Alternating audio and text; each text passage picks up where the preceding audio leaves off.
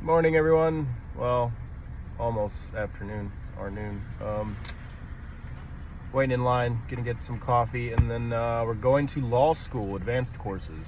Follow along today. Okay, hold on. So at this point in our movie again, like I said, I've been looking for another job and getting ready to just kind of move on with my life. So I've been getting these, but I've realized that's not the right thing to do, and I've been getting these offers, so I need to go fix that right now before we head to law school. And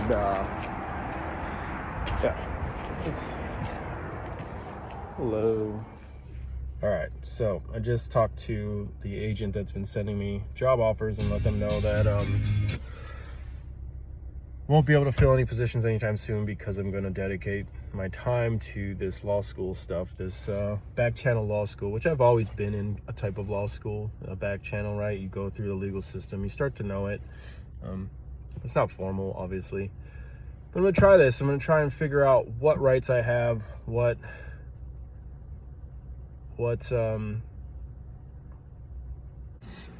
in a lot of cases it's frustrating because it's been so long, and I was medicated so long after the incident and after the legal process. I was still medicated in this fog. So at this point, as I'm detoxed and things are clicking and I'm seeing things and I'm looking back at all the actual evidence, the facts, time has passed, right? And it's frustrating. It's how people take advantage of people. They just keep pushing forward. You know, there's statutes of limitations on things. Certain things there isn't, but we'll see what we can do. And at the very least, hopefully this will help others maybe catch it before it's too late. I think Marcos Garza was negligent. I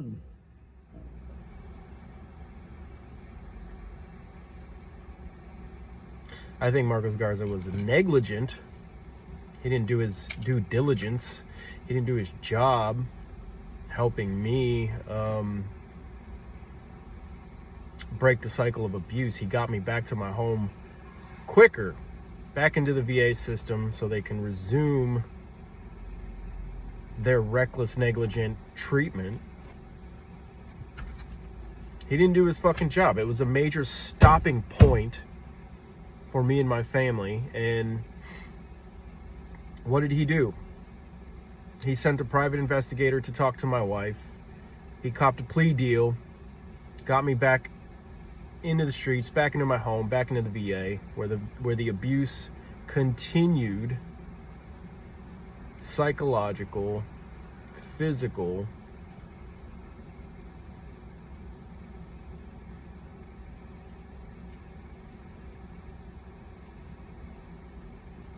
It continued. I think that dude just went the wrong way. Yeesh. The cycle of abuse continued. Anyways, he failed to do his job, and people were hurt for it.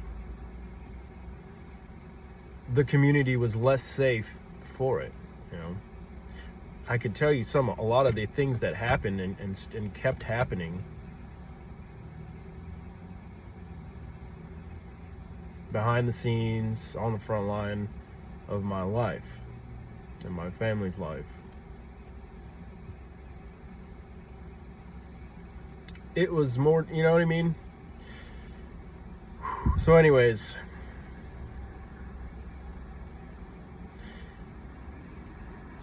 we're gonna see what we can do.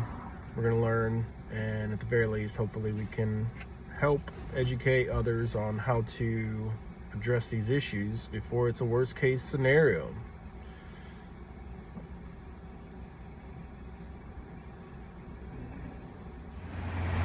I know you all would rather watch me slowly decline down to the brink of insanity, or op hopping with Navy SEALs and Green Berets. But this is the way. This is the right way to do it, I think. To try and do it the right way, the legal way.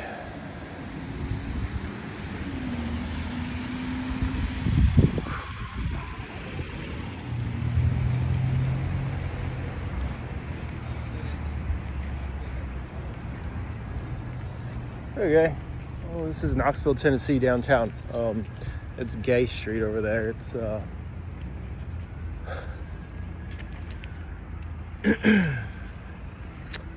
Gay Street. It's I don't know why they call it Gay Street, if it's named after someone or what, but it's gay. So this is the old courthouse. It's where we we did our marriage certificate or whatever. So I don't know if this is where it is or if we have to go into that, like the new building. We're gonna start here. This is where it all started.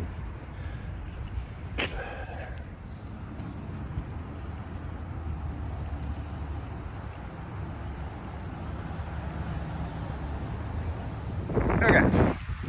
So they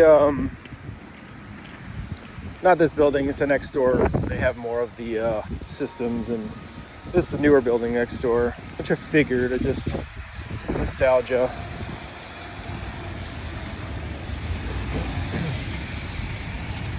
Okay.